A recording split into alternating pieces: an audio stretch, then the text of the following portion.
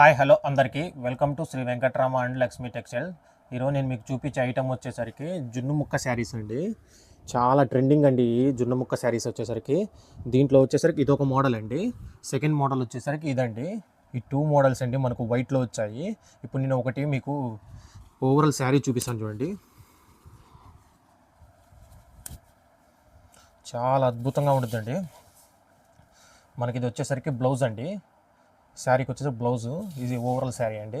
సూపర్గా ఉంటుందండి ఓవరాల్ శారీ వచ్చేసరికి. మనకు చిన్న చిన్న పూతలు వస్తుంది, డిజిటల్ పూతలు.